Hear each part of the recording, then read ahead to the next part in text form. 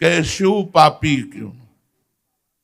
किसी भी तरह का कोई भी पाप करने वाला हो, यदि उसने आजीवन वृंदावन वास का नियम ले लिया कि मैं श्री धाम वृंदावन से अब नहीं जाऊंगा, तो बिना किसी प्रयास के उसे जुगल सरकार के सहचरी भाव पद की प्राप्ति होगी। उसे चाहे निज मंत्र मिला हो या ना मिला हो, बात भी समझ लो।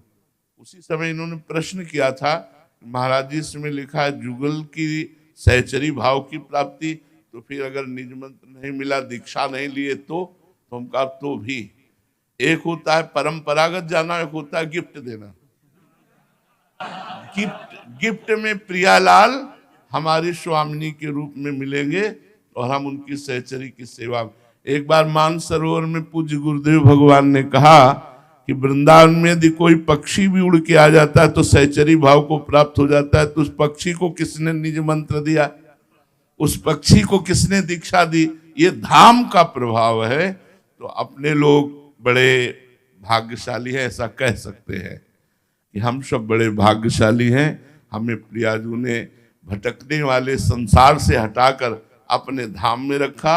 अब जैसे भी बने इसलिए कह रहे कि तुम्हारे बनाए कुछ बनेगी भी नहीं।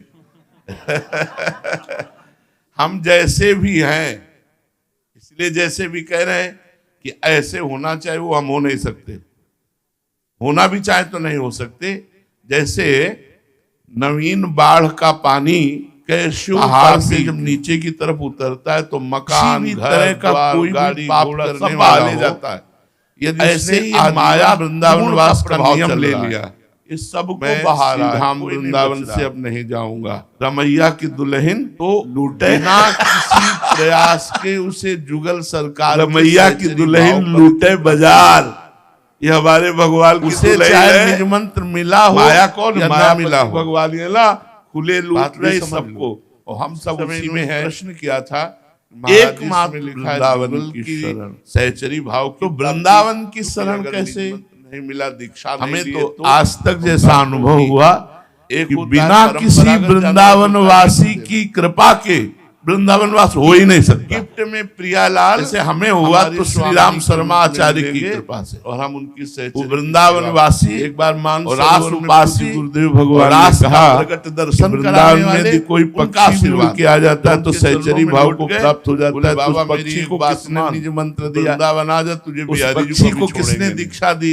ये धाम का प्रभाव है। हमारे जीवन में लोग बड़े भाग्यशाली है, ऐसा कह सकते हैं। हम सब बड़े भाग्यशाली हैं। हमें अगर आप आए हो भटकने वाले संसार से हटाकर कैसे आए हो धाम में रखा, कहीं ना कहीं अब जैसे भी बने की वाणी गई, जैसे भी बने इसलिए कह रहे कि तुम्हारे पड़े रहो भी नहीं पड़े रहो। हम जैसे भी वृंदावन का द्वार मत छोड़ना। जैसे महारानी जो कभी गलबैया से होना चाहिए वो हम हो नहीं सकते, हमारे द्वार पे पड़ा। होना भी चाहे तो नहीं हो सकते। जैसे नवीन बाढ़ का पानी पहाड़ से जब नीचे की तरफ उतरता है तो मकान, घर, द्वार, गाड़ी, घोड़ा सब बहा ले जाता है।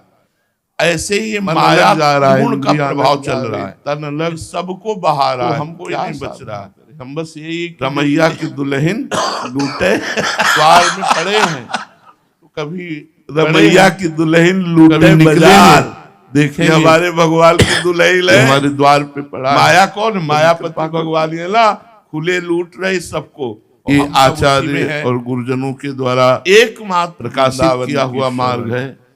तो वृंदावन जुड़े हैं कैसे, ये निश्चित हमें तो आज तक जैसा अनुभव हुआ बिना किसी वृंदावन वासी की कृपा के वृंदावन वास हो ही नहीं सकता।